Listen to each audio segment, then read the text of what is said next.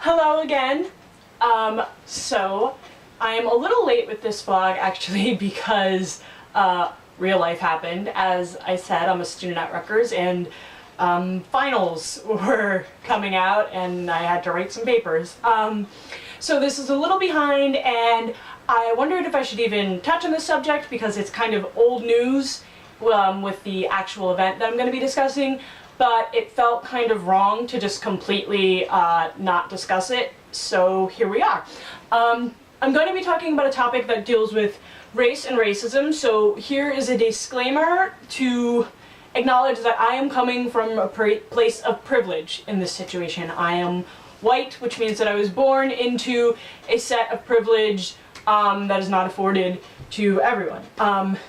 So my sympathies aren't going to be the same as someone who has experienced racism and doesn't have the white privilege that I'm afforded. However, I still am offended and grossed out by what I'm going to be talking about. So I'm going to be talking about something called the White Girls Club, which happened in my alma mater, unfortunately, of good old Franklin High School. So there was an article in the Home News Tribune about this recently, and that's how I found out about this, as well as I have some younger cousins who are still within the Franklin High School system, who I first got an inkling of it from them, and then I saw the article, and then I, once I held in my bile, I scripted out this vlog. So here we go. To start, we're going to go into the vault of Allison's past that she is ashamed of and makes her cry a little bit. In the 7th grade, so I was about 12, 13, maybe around that age, my friends and I started a group called ENIR. So it was E-N-I-R, everyone not in RIME. Now RIME, R-I-M-E, was a program at our middle school. I can't remember exactly what the acronym stood for, and I've looked for it online, and I guess it doesn't exist anymore. But regardless, it was to help minority students advance in science and technology. And my friends and I, which was a group of, white girls, felt slighted and a little frustrated because here they were affording these opportunities to a group that we were excluded from. So I've grown up since then. I have gotten a lot smarter since then, and I realized that what was happening was that I was responding with my white privileged kind of opinion, and I wasn't realizing like, oh yeah, they're getting this help from this program because I get afforded that help just because I'm white in society. So like my ENIR in 7th grade, with this kind of white girls club, it's born of frustration and ignorance, and it's midwifed by privilege. However, that doesn't make it right, and that doesn't make it like my ENIR. Okay, my ENIR was a thing that like me and my friends made up when we were frustrated, and I think there was like a Facebook group, and that was the end of it. Like, we didn't do anything, we didn't call ourselves a collective.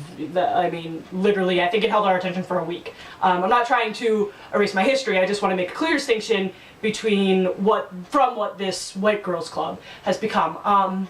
So as I said, Franklin High School is my alma mater, and it's a very, very diverse population, which I really enjoyed, because yeah, I guess it can be frustrating if, like, from your white privilege point of view, but it prepares you for the real world and what the real world is. And these kids that are involved in this clearly aren't prepared for the real world.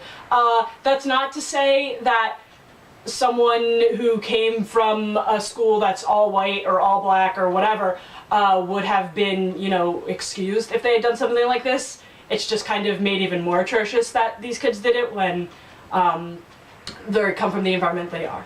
So the White Girls Club, apparently it's a club that was started at my high school, and it was started apparently, according to the article, as a joke. Okay. Apparently its presence was largely felt on Twitter, and there were tweets comparing students at the high school to monkeys, and they also referenced the Confederacy and, the phrase, "the South will rise again." It's based in privilege and the notion of being able to get away with anything. I mean, literally, one of the girls involved with this tweeted, quote, Sometimes I wonder if I crossed the line, but then I remember I'm white and I can do whatever the expletive I want, unquote. That's as reported from the Home News Tribune. So that's like a good definition of white privilege, of abusing white privilege, first of all, because just because you have white privilege doesn't mean you're a bad person. It's just the way the system works. But if you abuse it like these girls are, or like that specific girl is, that's a problem.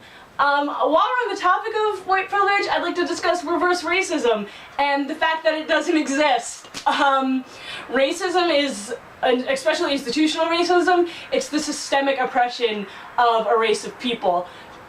You can't be racist against the oppressive group. I'm really sorry if you wish that that was a thing you could claim, but it's not. It's just like these gross MRAs online and all over who try to claim that people are sexist against men. Sorry, the patriarchy exists and men are the oppressive group. You can't be sexist against men. Having your feelings hurt or feeling minor frustration during the day is not the same as the systemic oppression that racism and sexism and all the other isms imply. So there's also the claim, at least in when I was doing some of my research, that it's a First Amendment. So this is an issue. They're allowed to say whatever they want, however gross it is. They haven't committed any criminal acts other than being not great people. So that's what I want to talk about, though, how this isn't an issue of free speech in my mind, because, say whatever you want, but it's just an issue of insidious and racist ideas, and white privilege, and how we excuse that, and how there are people in my community who are not saying good for those girls, but saying that they understand where they come from when such things as affirmative action and like that rhyme group come up. And I think that's a really, really uneducated and really biased, white privileged idea. And while we're on the topic of free speech and the First Amendment, one of the girls, someone responded to the tweets that were going around when this was apparently at large and said, you're offending people. And one of the girls replied, quote, "You're choosing to take offense to statements that weren't about you in the first place," unquote. First of all, I want to align with the fact that she said weren't about you, which means that they were targeting a specific group of people. That's going to come up at a finer point when I talk about it later. However, what really bugged me was the fact that she said you're choosing to be offended. I mean, you don't choose to be offended, you are offended. I'm really big about the notion, though, of just because you're offended doesn't mean you're right. Because like I said before, those MRAs are offended by feminism. Doesn't mean they're right. It just means that that's their legitimate feeling. And in this case, people who are offended by these people, by this white girls group, yeah, they're kind of in the right. Another concern that other students had when they were addressing this was they talked about, well, is it cyberbullying? And even when the Home News contacted a member of the New Brunswick branch of the NAACP, he cited the problem as coming from social media. He said, social media is out of hand these days, which it is. I mean, look to Steubenville, the rape case, and that'll tell you all you need to know.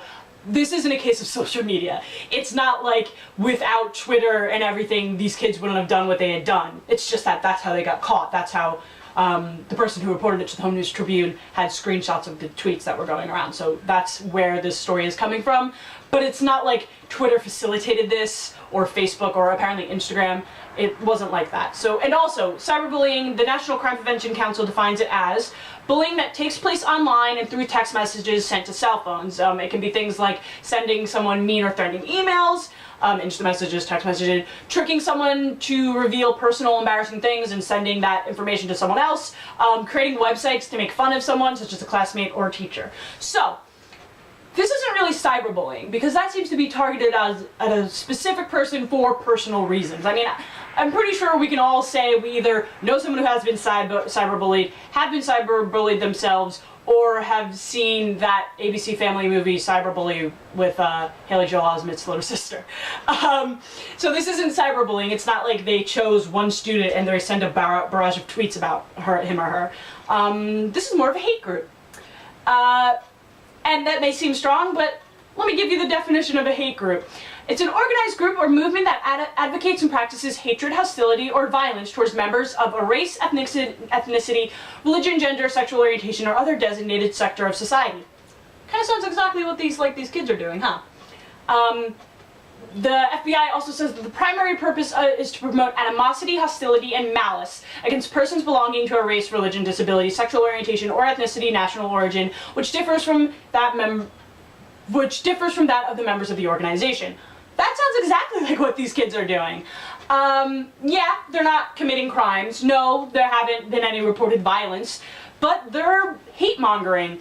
And that's terrible, and we shouldn't let them get away with it or excuse it because they're just kids or they say it's just a joke. You know, this is disgusting, okay? And yeah, I was able to grow up from my white privileged little sector mindset, but first of all, I was 12, and I'm pretty sure I had a good idea by the time that I was like 12 and a half that what I had done was wrong, and like I maybe didn't have an understanding of what white privilege was. That didn't come until, you know, I was 15, 16, but I still realize that it's wrong. These kids are, most of the reports list them as sophomores or juniors, which means that they're like 16, 17.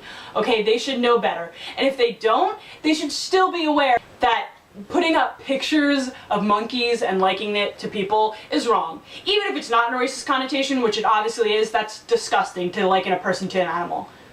And I mean, the ignorance that it's displayed to show a Confederate flag and say that the South will rise again.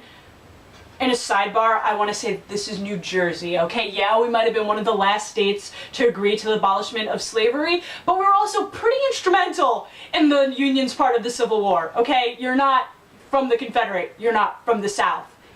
I mean, would you wear a swastika on your sleeve? No. It's a gross part of our history as a country. So I'm not making a call to action. I don't, you know, want anyone to go to these kids and beat them up or get them arrested. I mean, clearly there's no legal basis for that. As usual, with my spiel, I just want people to be educated, okay? I want people to understand why this is wrong and why those kids should be ashamed of themselves and why I'm ashamed to have that school as my alma mater with these things coming out of it, okay? I've been ashamed of coming from Franklin before, but that's usually for how the administration has been run or things like that. It's never been because of issues of the race and diversity of my school, okay? And this has made me ashamed to say that I'm from FHS. So I just want people to educate and realize why this is wrong, why it's not okay, why it's not understandable or excusable. As always, relevant links are in the description box below. And if you have anything that you want to say, comment, question, discuss, you can leave a comment on this video, or you can go to my blog, which I'll also link below, my blog with a B, and you can get in contact with me there. Thanks!